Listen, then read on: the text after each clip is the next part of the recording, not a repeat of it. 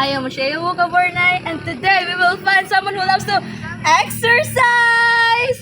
Do you see someone who loves to exercise?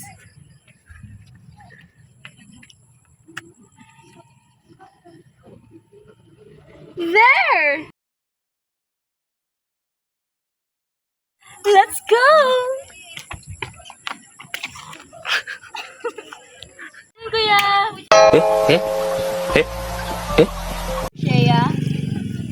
Kuya, I'm doing an interview right now, Kuya, and I'm looking for someone who loves to exercise, a gym goer, or anything that is part of exercise, Kuya. Are you an athlete? No. Are you a gym goer? No. But do you love exercise? Of course. Kuya, are you free today? Yes. Is it okay, Kuya, to interview you?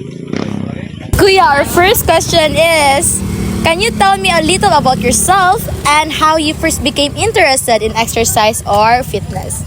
Yes, I'm Ken Raganas Day. I'm 24. I'm from Minayawan.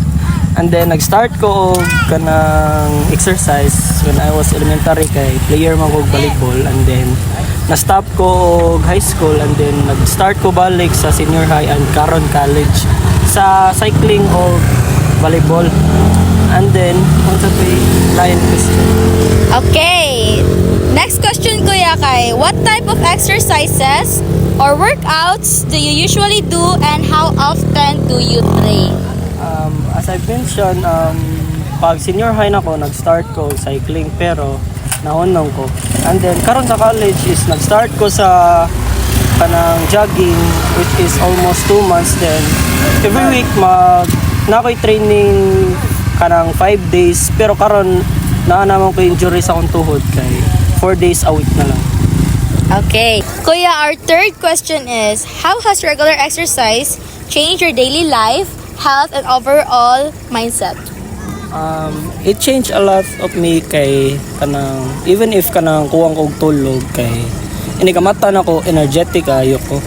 And then sa kanang dugay sa ko mahubog tungod sa nang exercises. And then it changed kanang sa akong mindset every day is like permi ko kanang positive even if na may problema, and sige ra kog smile. Mao ra. Okay, what a great answer, Kuya. So our last question, Kuya, is what is your best advice for someone who wants to start exercising but doesn't know where to begin? Sige kanang syempre mag-start dyan sa beginning. if baguhay pa ka. Pero nga ako ang advice is kanang mag-start ka is kanang trust the process jud kay dili man jud ang exercise, di man jud ani mo makita ini ka parang litan karon mag-exercise ka ikaugma makita din yung mga result. It takes months, years, or even mas daghan pa nga years. So mao na akong masulti na dili jud magdali salig lang and maintain physical fitness. Thank you, Kuya, for having an interview. At dahil dyan, meron kang...